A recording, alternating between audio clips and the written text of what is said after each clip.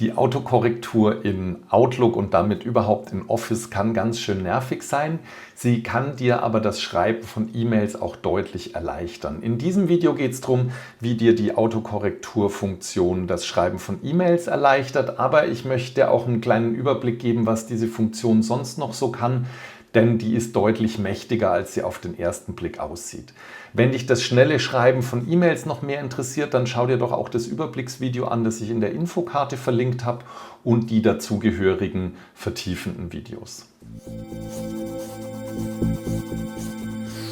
Hallo und herzlich willkommen zu den Tipps und Tricks rund um die optimale Nutzung digitaler Technik. Mein Name ist Arno Burger. Wir schauen uns jetzt erstmal ein paar Beispiele an, dass du so ein bisschen eine Idee und ein Gefühl für die Autokorrektur bekommst. Dann schauen wir uns die Konfiguration an und die Verzahnung mit den anderen Office-Programmen. Und zum Schluss gebe ich dir noch einen kleinen Einblick, wie du umfangreiche Dokumente, das wäre dann in Word, mit der Autokorrektur auch nachträglich noch überprüfen kannst. Also nicht während der Eingabe, so wie das jetzt fürs Schreiben der E-Mail wichtig ist, sondern danach. Wenn du also in einer E-Mail bist und du möchtest hier etwas schreiben, dann kann es sein, du tippst zum Beispiel 1-2 und dann, wenn du dann die Leertaste drückst, dann wird das automatisch umgewandelt in ein Halb. Oder du schreibst www.arnoburger.de und du drückst die Leertaste und schon wird es formatiert. Das ist also Autoformatierung, Autokorrektur. Es wird formatiert in einen Hyperlink, der dann anklickbar ist. Oder du schreibst ein Wort, du möchtest zum Beispiel dies schreiben und vertippst dich, du schreibst dies und wenn du die Leertaste drückst, wird das automatisch in dies umgewandelt. Diese Dinge, die sind vielleicht an manchen Stellen schon gewohnt, an manchen Stellen fallen sie vielleicht gar nicht auf, wie bei dem dies, weil man ja oft gar nicht an den Bildschirm guckt, wenn man tippt. Und es gibt hier auch schon ein paar Funktionen, die zum schnelleren Schreiben geeignet sind. Das wäre zum Beispiel, wenn du eintippst SGDH, also sehr geehrte Damen und Herren und die Leertaste drückst, dann steht automatisch sehr geehrte Damen und Herren dabei. Das ist ein Standard, den hast du in Outlook auch schon. Oder wenn du MFG tippst und dann die Leertaste, steht da mit freundlichen Grüßen. Und so könnte man sich jetzt selbst eigene Grüße zum Beispiel anlegen oder eigene Anreden. Ich nehme mal einen Gruß MFG. Leertaste mit freundlichen Grüßen aus dem winterlichen Würmtal. Das ist jetzt kein Standard von Outlook, sondern den habe ich mir selbst angelegt. Wenn du so eine Eingabe hast und es wird automatisch geändert und du möchtest das nicht, dann gehst du mit dem Mauszeiger auf das, was gerade geändert worden ist. Und dann siehst du, hier ist es am ersten Wort einen kleinen blauen Strich. Wenn du auf den gehst, den Listenpfeil drückst, dann siehst du hier, du könntest jetzt zurück nach MFGW ändern. Dann würde da MFGW stehen. Du könntest diese automatische Korrektur komplett deaktivieren. Dann wird sie gelöscht. Sie wird dann gar nicht mehr funktionieren. Oder du gehst hier eben in die Autokorrekturoptionen, die du hier steuern kannst. Und die wollen wir uns jetzt erstmal ein bisschen anschauen. Du siehst, es gibt hier verschiedene Reiter, Autokorrektur, mathematische, aber auch Autoformat während der Eingabe. Da zum Beispiel steht dieses mit dem 1/2 oder dieses Internet- und Netzwerkpfade durch Links ersetzen. Aber du siehst, hier gibt es eine ganze Menge mehr. Und hier gibt es auch noch Autoformat, das wäre dann nach dem Schreiben, also für ein großes Dokument. Und es gibt auch noch Aktionen. Die wollen wir uns dann nachher mal anschauen. Ich schalte die schon mal hier ein, dann zeige ich euch das nachher. So, das heißt also, du hast einen Text geschrieben, er wird automatisch geändert. Du gehst mit dem Mauszeiger drauf. Hier vorne hast du die ganzen Einstellungen. Hier kannst du auch die Optionen steuern. Und jetzt wollen wir mal hier so eine Ersetzung eingeben. Also nehmen wir mal an, ich möchte jetzt MFGS, also mit freundlichen sommerlichen Grüßen. Und du siehst, das ist hier schon drin. Ich lösche das deshalb erstmal raus. Bestätige mit OK. Und jetzt würde ich so vorgehen. Ich habe den Text hier ja mit winterlichen Grüßen schon. Ich ergänze das mal hier um sommerliche. Wird ja Gott sei Dank so langsam auch Sommer.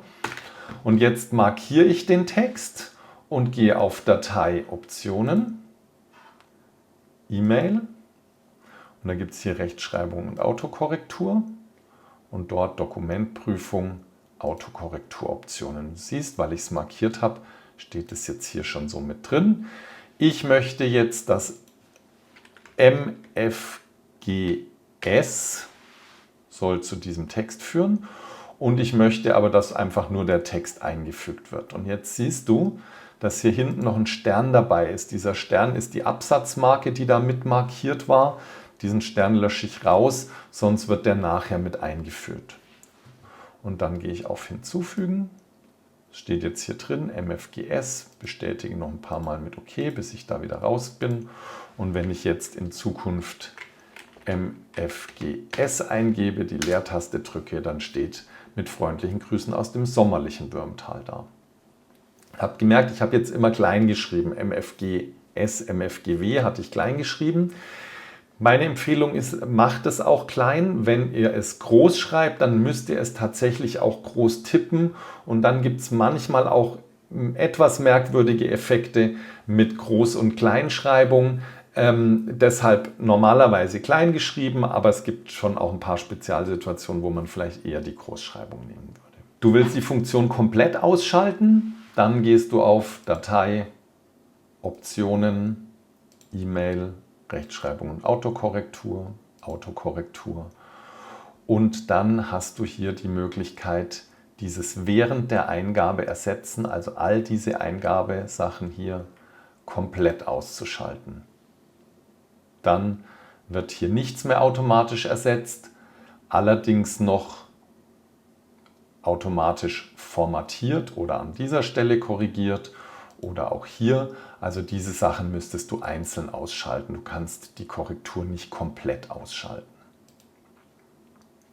Also zum schnellen Schreiben legst du dir hier ein Kürzel an, legst den Text an, den du ersetzt, fügst das Ganze hinzu und nutzt das dann später in deiner E-Mail. Diese Autokorrekturfunktion gibt es auch in anderen Programmen, zum Beispiel in Word oder auch in PowerPoint oder auch in OneNote. Ich nehme mal OneNote und ich gebe mal hier was ein, nehme mal MFGS und drücke die Leertaste. Du siehst, das erscheint jetzt hier nicht mit freundlichen Grüßen, sommerlichen Würmtal-Grüßen. Das liegt daran, dass ich OneNote vorher schon geöffnet hatte und nicht beendet hatte. Das heißt, wenn du etwas änderst in der Autokorrektur, dann wirkt sich das auch auf die anderen Office-Programme aus. Allerdings erst, wenn die neu gestartet werden. Das heißt, wenn ich jetzt hier neu starte mit freundlichen sommerlichen Grüßen und drücke die Leertaste, dann habe ich das auch hier. Also Datei, Optionen.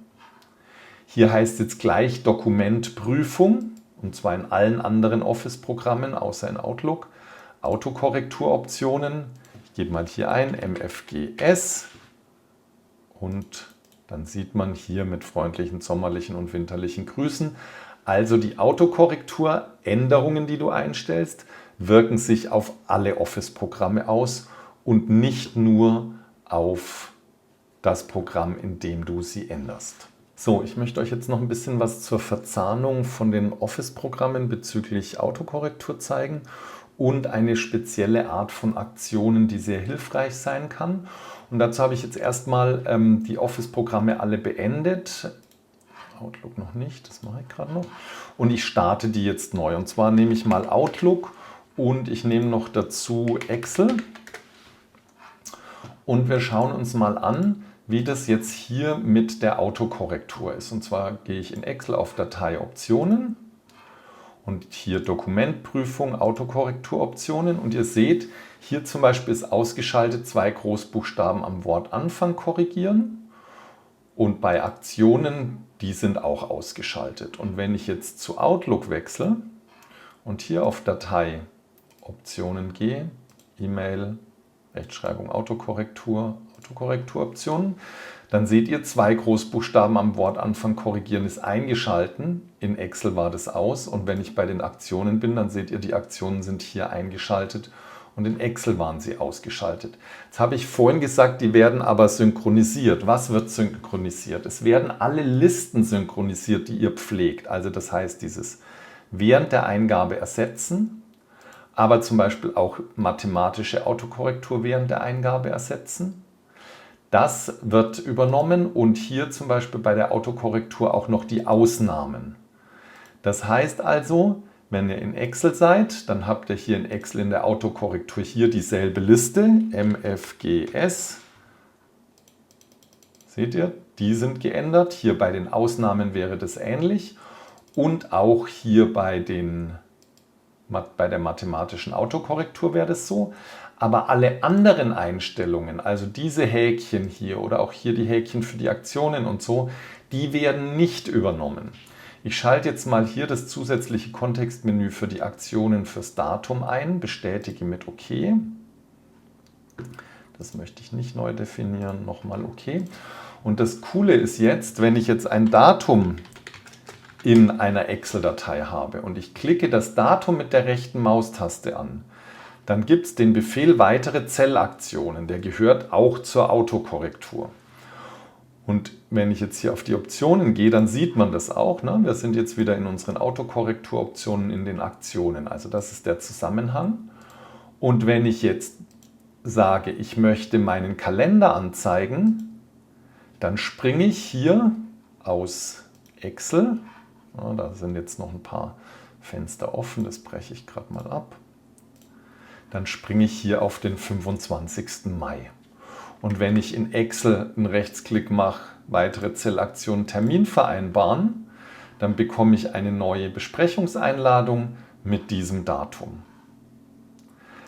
Leider ist es so, und ich kann euch nicht sagen, warum, ich schließe das mal alles, wenn ich in Outlook bin und ich bin in Outlook gerade in einer E-Mail, neue Mail, und habe da den 25.05.2022 und mache den Rechtsklick. Ich habe auch hier die zusätzlichen Aktionen eingeschaltet und ich sage meinen Kalender anzeigen. Dann lande ich am heutigen Tag und nicht, also ich lande hier am 14. Mai und nicht am 25. Und wenn ich den Rechtsklick mache und sage zusätzliche Aktion Termin vereinbaren, dann kriege ich den auch für den heutigen Tag. Das heißt, grundsätzlich funktioniert das gleich, aber irgendetwas ist hier in Outlook noch nicht so ganz richtig. Mal schauen, wann sich das entsprechend ändern wird. So, nun noch zu einem letzten Punkt, ein kleiner Ausblick. Stellt euch vor, ihr habt einen Text. In diesem Text gibt es alle möglichen Arten der Formatierung und der Textgestaltung und die sind noch nicht so, wie ihr das wollt. Zum Beispiel ist hier kein Hyperlink und hier steht nicht 1 und dann das ST hoch und das ist kein richtiges 1,5. Und der Text ist aber jetzt schon komplett geschrieben und ihr wollt den nachträglich mit dieser Autokorrektur, Autoformat-Funktion anpassen. Dann braucht ihr den Befehl Autoformat in der Symbolleiste für den Schnellzugriff. Den gibt es sonst in keiner Symbolleiste, den muss man sich da erst einbauen. Dazu gibt es ja auch schon ein Video, wie man Befehle in diese Symbolleiste einbaut, habe ich auch in der Infoleiste, in der Infokarte verlinkt. Und wenn ich jetzt in diesem Dokument, das schon besteht, diesen Befehl anklicke, dann kann ich sagen, ich möchte jetzt eine Autoformatierung mit Anzeige der Änderungen für dieses Dokument. Ich bestätige mit OK. Dann werden die Änderungen durchgeführt und ich kann jetzt hergehen und kann die Änderungen überprüfen, kann mir anschauen, was ist da passiert und kann wie im Änderungsmodus jetzt mit Suchen weiterklicken und dann zum Beispiel kann ich die Änderung annehmen oder ablehnen und am Schluss alles so übernehmen, wie ich das hier jetzt überarbeitet habe. Das einfach nur als Ausblick, wenn euch das mehr interessiert, so wie bearbeite ich Word-Dokumente intensiv nach. Ich habe, sagen wir mal, ein 50-seitiges Word-Dokument. Das hat mir jemand geliefert, wie kann ich halbwegs schnell, also schnell ist gar keine Frage, das wird schon ein bisschen dauern, aber wie kann ich mir diese Nachbearbeitung deutlich erleichtern? Dann schreibt mir das doch in die Kommentare, dann mache ich da auch mal ein Video dazu.